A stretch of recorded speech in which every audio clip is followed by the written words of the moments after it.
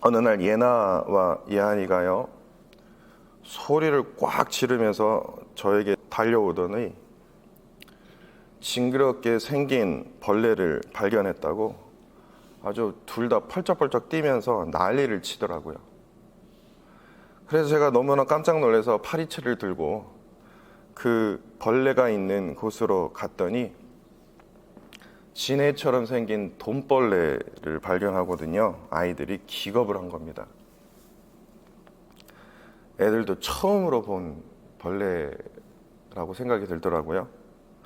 여러분들도 아시다시피 흉측한 털과 많은 다리를 갖고 있는 이 돈벌레는요, 그 생김새가요 아주 정말 끔찍합니다.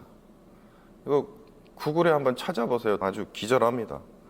돈벌레를 죽이면 돈복이 나간다는 이해할 수 없는 어떤 미신이 있지만, 어찌해서 그 벌레 이름이 돈벌레인지 이해할 수 없을 정도로 그 생김새가요 아주 그냥 소름 돋을 정도로요 아주 끔찍합니다. 그래서 어떡합니까? 애들이 막 기겁을 하는데 저도 기겁했습니다. 그래서 이를 악물고요 파리채를 들고 후려쳤습니다. 휴지로 아주 깔끔하게 처리를 했죠. 며칠이 지났습니다. 다시 보고 싶지 않는 돈벌레가요, 이제는 우리 집이 아니라 로컬 뉴스에 등장한 겁니다. 로컬 뉴스에서 하는 말이, 할 수만 있다면 돈벌레를 죽이지 말라는 말이었습니다. 아니, 흉측하게 생긴 벌레를 죽여야지 이걸 집에 어떻게 둬? 그런 마음으로 뉴스를 자세히 들어보니 그 돈벌레는요 해로운 벌레가 아니라 우리에게 이로운 벌레라는 사실입니다. 3대 해로운 벌레라고 하는 바퀴벌레, 파리, 모기, 이런 해충들을 먹어치우는 사냥꾼 역할을 이 흉측하게 생긴 돈벌레가 한다는 사실을 제가 처음 알게 되었습니다. 이런 새로운 사실을 알게 된 후 저는 충격에 빠졌습니다.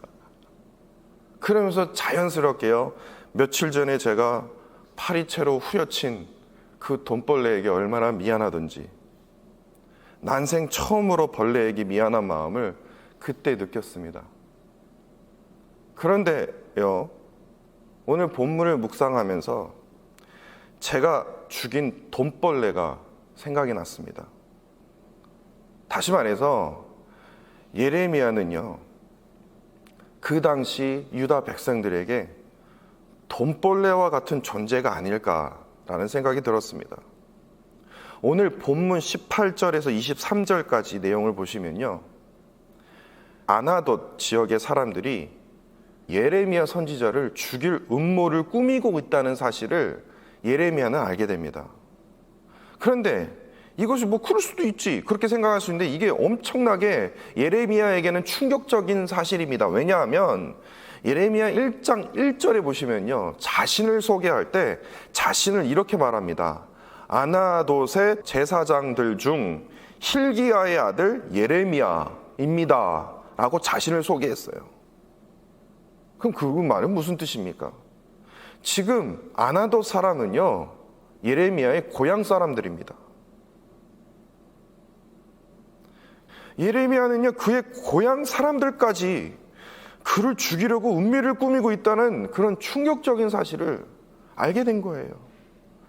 이유가 이래요. 21절입니다. 예레미야의 고향 사람들이 말하기를, 너 여호와의 이름을 예언하지 말라. 너 계속 그런 식으로 예언하면 내가 우리의 손으로 너를 죽이리라. 이렇게 협박합니다. 왜 그러냐고요? 지금 예레미야 선지자가 전한 말들이 하나같이요 아주 끔찍해요. 그냥 돈벌레 보듯이요 끔찍합니다. 흉측합니다. 아니요, 그냥 기억하고 싶지 않는 말들을 계속해서 퍼붓는 겁니다. 그래서 예레미야를 죽이고 싶은 겁니다. 그런데 그들이 지금 잊고 있었던 것은 무엇입니까? 예레미야는 해로운 선지자가 아니에요. 해로운 벌레가 아니라는 겁니다. 이로운 선지자예요. 꼭 필요한 선지자예요. 그런데 그 고향 사람들, 아나돗 사람들은요, 이거에 대해서 알지를 못했어요. 예레미야 입장에서 본다면요, 하나님께서 선포하도록 명하신 것들만 정한 겁니다. 예레미야의 생각을 담겨 있지 않습니다. 하나님이 지시하신 그것들만 선포한 것이에요. 그런데 그에게 돌아온 것은 뭡니까? 생명의 위협이었습니다. 아나도 사람들에게 예레미야는요, 이로운 선지자가 아닌 자신들에게 해로운 선지자라고 생각했기 때문에 하여튼 파리채라도 들더라도 그를 처단하고 싶었던 것입니다. 돈벌레가 이렇게 말하지 않겠습니까? 아니 어찌해서 인간들은 그냥 나의 생김새만 보고 왜 저를 해충으로 취급하냐, 왜 파리채로 나를 후려치냐, 탄식할 거 아닙니까? 근데 이런 돈벌레의 심정이 바로 예레미야에게도 동일했다는 사실입니다. 자신은 하나님의 선지자로서 하나님이 선포하도록 명하신 것만 전했을 뿐인데 그 결과 다른 사람들 뿐만 아니라 고향 사람들까지 왜 나를 죽이려 하십니까? 탄식하고 있다는 것입니다. 그러면서 자연스럽게 예레미야는 하나님의 정의와 관련된 질문을 던지죠. 이건 마치 다른 해충들은 아주 잘 사는 것 같은데 왜 돈벌레 나만 왜 숨어서 왜 살아야 합니까? 이런 비슷한 질문을요, 예레미야는요 12장 1절을 한번 보십시오. 왜 악한 사람의 길은 왜 번성해야 합니까? 왜 나만 숨어 지내야 합니까? 왜 나만 당하냐고요? 왜 믿음이 없는 사람들은 왜 이렇게 안락하게 사냐고요? 지금 이것을 하나님께 질문하는 겁니다. 이러한 상황 속에서 예레미야 자신의 처지를 이렇게 말합니다. 도살장으로 끌려가는 순한 양같이 되었다. 탄식합니다. 아니 하나님의 뜻을 행하는 선지자가 왜 오히려 억울한 상황을 당하게 하나님께서 이끄십니까? 이렇게 하면서 지금 탄식하는 겁니다. 우리가 한 번쯤 공평하신 하나님, 이런 말들을 한 번쯤 들어보셨을 거예요. 공평하신 하나님. 그런데 문제는요, 세상이 돌아가는 일들을 한번 보십시오. 정말 공평하신 하나님을 느끼십니까? 언제나 피해보는 사람은요, 하차같이 열심히 사는 사람인 것 같아요. 그런데 하차같이 사기치는 사람들은요, 망할 줄 알았는데 잘 살아요. 그렇게 보입니다. 이런 불공평함을 딱 눈으로 목격할 때요, 그냥 넘어갈 수가 없죠. 아주 분노가 치밀어 오르지 않습니까? 아니 하나님 왜 편애하셔요? 아니 아무개 성도는 기도도 한 번도 안 하고 예배 생활도 제가 볼 때 제 기준으로 생각할 때 좀 아닌 것 같은데 저는 한 번도 빠지지 않고 새벽마다 하나님께 이렇게 기도하지만 왜 그들은 기도하지 않아도 그들이 하는 일마다 다 성공하는데 다 잘 되는 것처럼 보이는데 왜 저는 매일 이 모양 이 꼴입니까? 라는 생각을요, 한 번쯤은 해보신 적이 있으실 거라고 저는 생각합니다.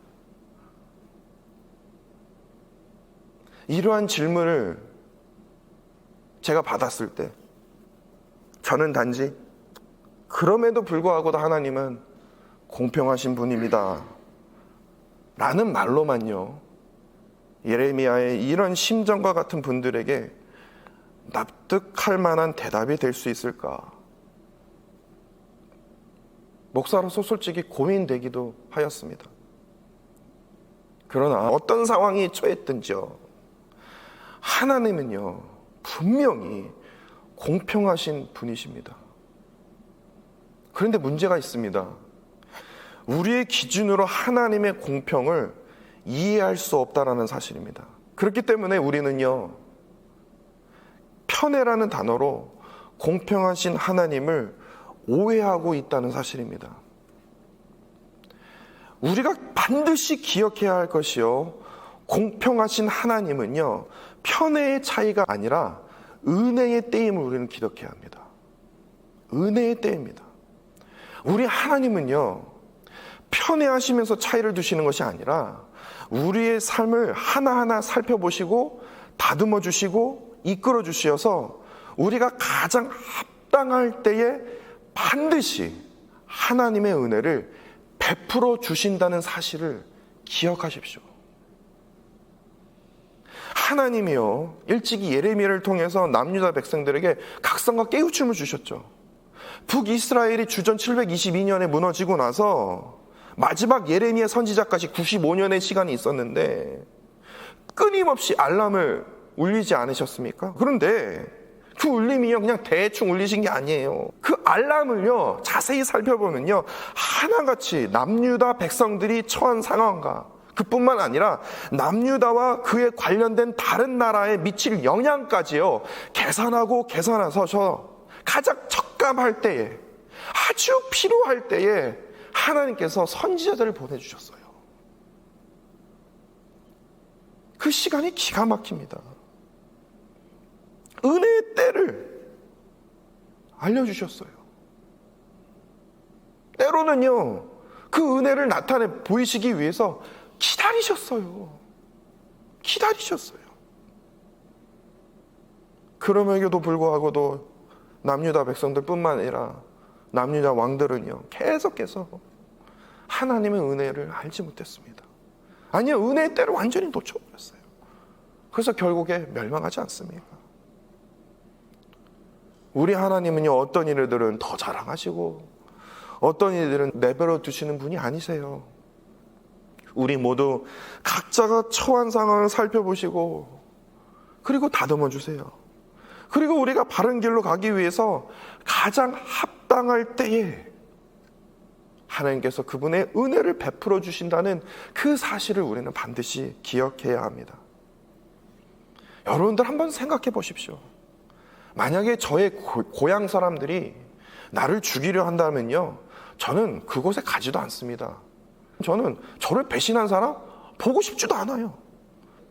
예레미야의 고향 사람들까지도 자신을 죽이려고 했다면 이 충격적인 그 사실에 그냥 포기합니다. 그런데요 오늘 본문 말씀 이후로부터 예레미야서가 끝났습니까? 아 이제 배신했으니까 저 이제 안 할래요. 아 저 고향 사람들까지 이제 저를 죽이려고 하네요.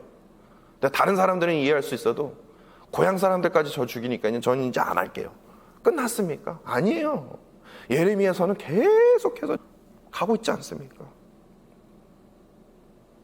고향 사람들이 나를 핍박한다 할지라도 나를 죽인다 할지라도 계속해서 하나님의 말씀은 선포되었다는 사실입니다. 왜냐?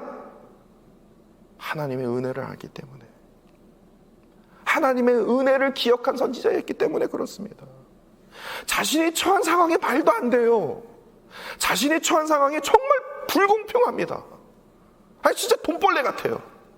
그러나 하나님의 은혜가 자신이 처한 상황보다 어떠한 상황들보다 너무나 크기 때문에, 내가 받은 그 은혜가 너무나 크기 때문에 내가 여기서 멈출 수 없다는 사실입니다. 그래서 그는 끝까지 남유다 백성들을 향해서 눈물로 호소하지 않습니까? 그런데 우리의 문제는 교회 공동체 안에서 은혜를 나누지 않는 자신에게는 너무나 관대하면서 교회 공동체 밖에, 다시 말해서 은혜가 필요한 사람들을 향해서 은혜를 나누지 않는다고 분노하는 나 자신을 살펴봐야 한다는 사실입니다. 그렇게 우리는요 예레미야처럼 하나님의 은혜를 기억하면서 어떠한 상황 속에서라도 은혜를 나눌 줄 알아야 하며 은혜를 선포할 줄 알아야 합니다. 하나님의 놀라운 은혜 안에 속한 성도는요 어떠한 배신과 어떠한 멸시를 받는다 할지라도요 절대로 흔들리지 않습니다. 더욱이요 이건 더 중요합니다. 예레미야처럼요 은혜를 나누며 살지 않는 사람들을 보면 분노하고 정죄하는 사람이 아니라 슬퍼해야 해요.